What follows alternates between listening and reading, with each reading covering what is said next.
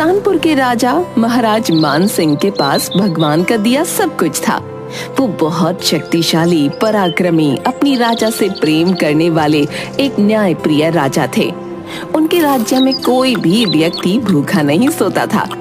प्रजा भी अपने महाराज से बहुत प्रेम करती थी। एक दिन महाराज मान सिंह अपने महल के बगीचे में अपने मंत्री सुदर्शन सिंह के साथ बैठे थे। महाराज मान सिंह मंत्री सुदर्शन सिंह से कहते हैं, मंत्री जी, मैंने अपने जीवन काल में हमेशा सबके साथ न्याय किया, सबका ख्याल रखा, कभी किसी निर्दोष को सजा नहीं दी। मेरे राज्य में कभी कोई भूखा नहीं सोता। फिर भी न जाने क्यों भगवान ने मुझे और महारानी को औलाद सुख से वंचित रखा है। महाराज, आप अपना दिल छोटा मत कीजिए। ये तो ऊपर वाले की लीला है। जिस दिन उसने आपको औलाद सुख देने का सोचा होगा, उस दिन बिना किसी प्रार्थना के आपको दे देगा महाराज। पता नहीं वो शुभ दिन मेरे जीवन में कभी आएगा भी या नहीं। महाराज, अगर आपका आदेश हो तो मैं आपसे इस विषय में कुछ और भी कहना चाहता हूं। हमारी आज्ञा है, बताइए आप क्या कहना चाहते हैं मंत्री जी। महाराज, मेरे एक रिश्तेदार है जो बहुत ही ज्ञानी है। अगर आपका आदेश हो तो क्या मैं एक बार उन्हें यहाँ बुला लूं? वो महारानी और आपकी पत्रिका देखकर जरूर कोई उपाय बता देंगे महाराज। जरूर मंत्री जी, अगर आपको लगता है कि ये करना हमारे लिए लाभप्रद होगा तो आप अवश्य उन्हें बुला लीजिए और उन्हें लेने के लिए आप महल से सवारी भेज दीजिए। नहीं महाराज, उसकी कोई जरूरत नहीं है, वे अपने आप आ जाएंगे। मैं कल ही संदेश भेज देता हूं। ठीक है मंत्री जी। महाराज और महारानी के कोई पुत्र या पुत्री नहीं था। इस बात का दुख उन्हें हमेशा रहता था कि उनके बाद उनका वंश खत्म हो जाएगा। उन्होंने बहुत उपाय किए थे, पर फिर भी उन्हें औलाद के सुख की प्राप्ति नहीं हो रही थी।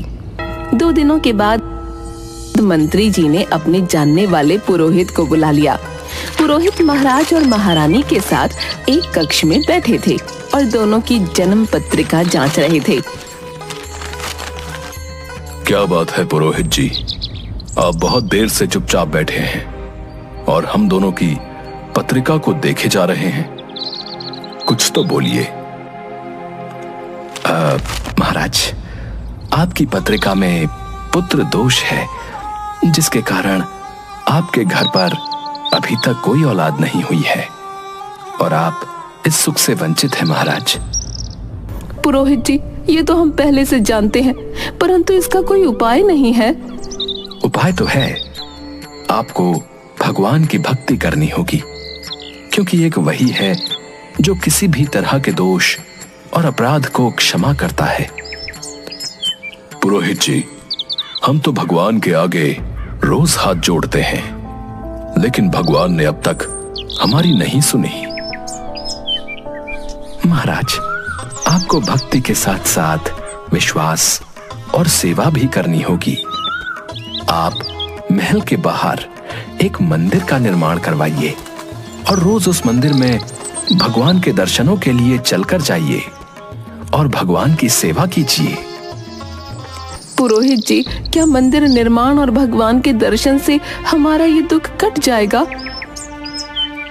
महारानी, मैं तो सिर्फ एक साधन मात्र हूं, करने वाला तो ऊपर बैठा है। बस आपको इतना ध्यान रखना है कि भगवान की सेवा में कोई कमी ना हो और वो सेवा सच्चे हृदय से की जाए। आप जैसा कह रहे हैं, हम उस बात का पूरा ध्यान रखेंगे। अब मंदिर में भगवान अकेले तो रहेंगे नहीं, उनके लिए एक पुजारी का इंतजाम भी आप ही कर दीजिए। ठीक है महाराज, मेरे जानने वाले एक ब्राह्मण हैं जो बहुत ही सच्चे हृदय से ईश्वर की सेवा करते हैं। मैं उन्हें आपके मंदिर के लिए भेज दूंगा। महाराज मान सिंह ने भगवान का एक सुंदर और भव्य मंदिर बनवाया और उसमें एक पुजारी को काम पर रखा। पुजारी अपने परिवार के साथ मंदिर में ही रहते थे और बड़े भक्ति भाव से भगवान की सेवा करते थे। महाराज मान सिंह हर सुबह अपने सैनिकों के साथ फूलों की एक माला सुबह सुबह मंदिर भिजवाया करते थे और पुजारी उस माला को भगवान कृष्ण को चढ़ाते थे। उसके बाद जब राजा भगवान के दर्शन के लिए आते तो पंडित जी भगवान के गले से माला उतारकर राजा के गले में डाल देते। ये लगभग रोज की बात थी। इस बात को बहुत समय बीत गया। एक दिन महाराज महारानी से बोले, महारानी, अब तो ये उपाय करते हुए भी काफी समय बीत रहा है। मुझे नहीं लगता कि हमें इस जीवन में औलाद का सुख मिलेगा। महाराज, आप दुखी मत होइए। अगर भगवान ने हमारे भाग्य में ये सुख लिखा है तो ये सुख हमें अवश्य मिलेगा। अब तो मेरा विश्वास भी डगमगा रहा है। क्या सच में भगवान होते हैं? आप कैसी बातें कर रहे हैं? अगर आपको ऐसा लगता है तो आप मंदिर रोज क्यों जाते हैं? मंदिर जाना अब मेरी दिनचर्या का एक हिस्सा बन गया है, इसलिए मैं मंदिर रोज जाता हूँ। कुछ और समय बीता। वो पुजारी बूढ़ा हो रहा था और राजा भी बूढ़ा हो रहा था, लेकिन राजा का एक नियम था कि महाराज रोज मंदिर जाते। एक दिन राजा की तबीयत खराब होने पर राजा ने सिपाही के हाथों पुष्पमाला भेजी और सिपाहियों से कहा, पंडित जी को कह देना कि आज हमारी तबीयत ठीक नहीं है। आज हमारा इंतजार ना करें, क्योंकि हम आज नहीं आ पाएंगे। सिपाही ने जाकर पुजारी को पुष्पमाला दी और पंडित जी को सारी बात कह बताई। पंडित जी ने श्री कृष्ण को पुष्पमाला अर्पित की तो पंडित जी ने सोचा, इतने वर्ष हो गए, भगवान का ये हार हमेशा राजा ने पहना है, लेकिन मैंने खुद आज तक इसे कभी नहीं पहना। तो आज इतने वर्षों के बाद मुझे भगवान के इस हार को धारण करने का अवसर मिला है। ये निश्चित रूप से भगवान की इच्छा है। इस बार पंडित जी ने वो हार अपने गले में डाल दिया। तभी सिपाही दौड़ता हुआ आया और बोला, राजा साहब मंदिर आ रहे हैं, क्योंकि वहाँ महाराज की तबीयत ठीक नहीं है। आप सारी तैयारियां करके रखें। इतने सालों से चली आ रही परंपरा को राजा तोड़ना नहीं चाहते हैं, इसलिए वो मंदिर आने के लिए निकल रहे हैं। महाराज बस थोड़ी ही देर में मंदिर पहुंच जाएंगे।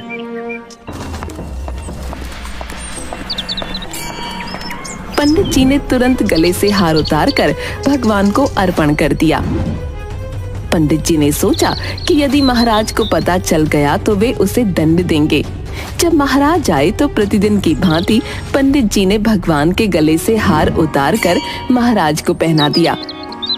लेकिन राजा की नजर माला पर पड़ी। माला पर सफेद बाल गिरे हुए थे और उन्होंने महसूस किया कि सफेद बाल पुजारी के हैं। महाराज ने पुजारी से पूछा, क्या तुमने ये माला पहनी थी? नहीं महाराज, मैं ऐसी गलती कैसे कर सकता हूँ? फिर इस माला पर सफेद बाल कहाँ से आए?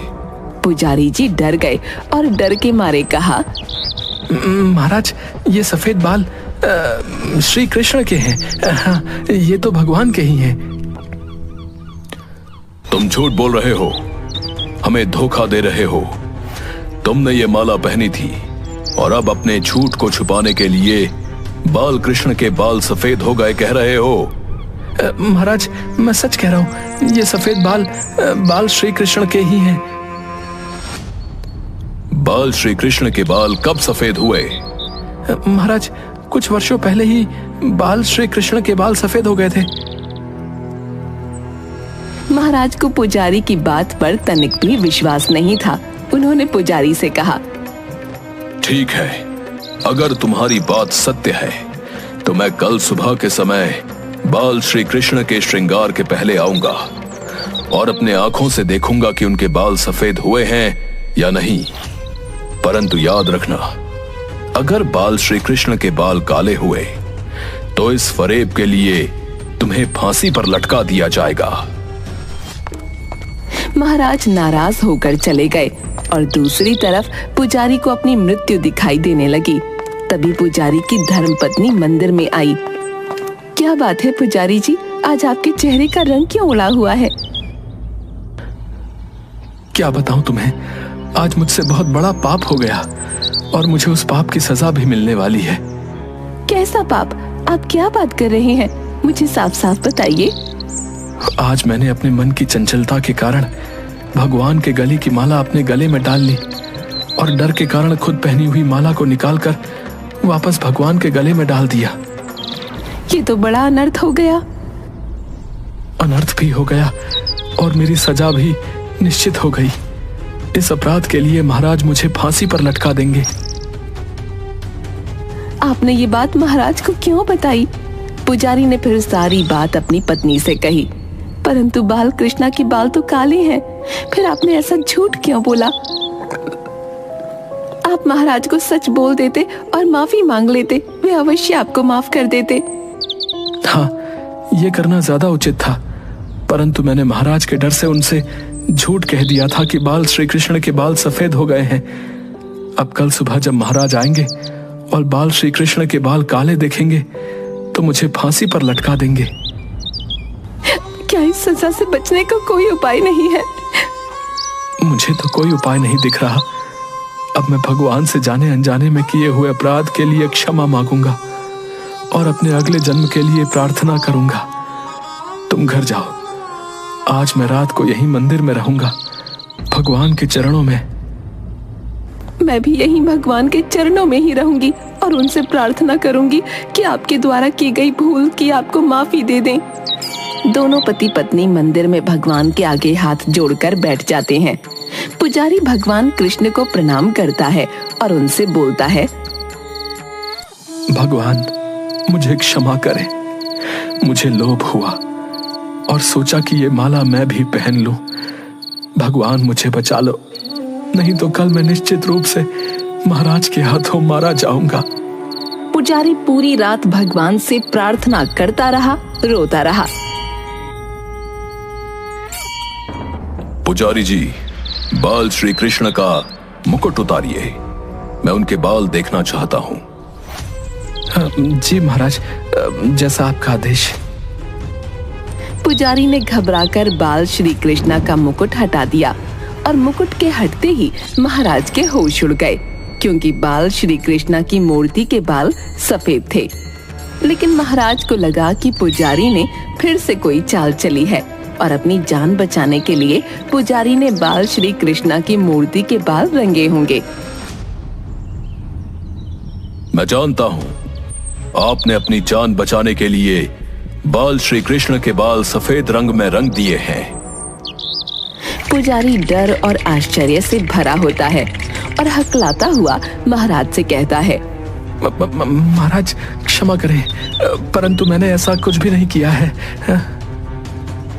महाराज अपने मन की दुविधा को दूर करने के लिए जांच के उद्देश्य से बाल श्री कृष्णा के सर से एक बाल खींचकर तोड़ देते हैं और जैसे ही महाराज बाल श्री कृष्णा के सर से भगवान का बाल उखाड़ते हैं, वैसे ही बाल श्री कृष्णा की मूर्ति के सर से खून निकलने लगता है। ये देखकर महाराज भगवान के चरणों में गिर जाते हैं और उनसे क्षमा मांगने लगते हैं। हे बाल श्री कृष्ण, मुझे माफ कर दीजिए, मुझे क्षमा कर दीजिए। मैं बहुत बड़ा पापी हूँ। मैं सही और गलत को भूलकर संदेह में इतना अंधा हो गया। भगवान मुझे क्षमा करें, मैंने बहुत बड़ा पाप किया है। तभी मूर्ति से आवाज आई, राजन, आप मुझे केवल मूर्ति ही समझते हैं, इसलिए आज तक मैं केवल आपके लिए मूर्ति हूं। लेकिन इस पुजारी को मुझ में भगवान दिखा, तो मुझे उसकी जान बचाने के लिए अपने बाल सफेद करने पड़े और अपने भक्त की रक्षा करने के लिए आना पड़ा। भगवान मुझे माफ कर दीजिए। आज मुझे समझ में आ गया कि भगवान की पूजा करना और भगवान में आस्था रखना दोनों बहुत अलग अलग बातें हैं। शायद इसलिए आज तक आपने मेरी प्रार्थना नहीं सुनी। राजन, मैं तो आस्था का भूखा हूं, भोग और प्रसाद का नहीं। जिसकी जैसी आस्था होती है उसको वैसा ही फल देना मेरा काम है। उसके बाद राजा को अपनी गलती पर पछतावा हुआ। अब मुझे क्षमा कर दीजिए। मैंने न सिर्फ आप पर बल्कि अपने परमात्मा पर भी विश्वास नहीं किया। महाराज, क्षमा प्रार्थी तो मैं हूं, क्योंकि लालच के कारण मैंने भगवान के गले की माला अपने गले में डाली और फिर डर के कारण उस माला को वापस भगवान के गले में डाल दिया। पुरोहित जी, आपने जो किया वो अपराध नहीं है। वो तो कुछ क्षण की माया थी, परंतु मैंने तो इतने साल जो किया वो लालच के कारण किया और अपने ही परमात्मा पर विश्वास नहीं किया। परंतु अब मैं जीवन के इस सत्य को जान चुका हूं, इसलिए आज से मैं स्वयं अपने हाथों से बाल श्री कृष्ण की सेवा करूंगा। लेकिन अब ये सेवा मैं औलाद की लालसा में नहीं करूंगा। ये सेवा मैं उन्हें अपनी औलाद मानकर करूंगा। उस दिन के बाद महाराज और महारानी ने भगवान का श्रृंगार सेवा सब अपने हाथों से करना शुरू कर दिया, उन्हें एक सजीव रूप में समझकर। और बहुत जल्द बाल श्री कृष्णा ने महाराज और महारानी के यहाँ एक बालक के रूप में जन्म लिया। महाराज महारानी से बोले, भगवान की लीला भी कैसी अनोखी है। जब हम औलाद की लालसा में पूजा पाठ दान धर्म करते थे, तब भगवान हमारी प्रार्थना नहीं सुन रहे थे, और आज जब हमने बाल श्री कृष्ण को ही अपनी औलाद मान लिया, तो उन्होंने हमें ये बालक दे दिया। महाराज तभी तो कहते हैं कि ऊपर वाले की लीला वही जानता है। महाराज ने उस बालक का नाम कृष्णसेन रखा। कहा जाता है कि पत्थर में भी परमात्मा होते हैं। यदि आप ऐसा नहीं मानते हैं तो भले ही भगवान आपके सामने प्रकट हो जाएं, आप उनसे उनकी सच्चाई के बारे में पूछेंगे। यदि आप वास्तव में ईश्वर को देखना चाहते हैं तो आपको केवल महसूस करना है। परमेश्वर पर बिना शर्त विश्वास रखें और बिना किसी रुकावट के अपना काम करते रहें। सर्वशक्तिमान आपको निश्चित रूप से फल देंगे।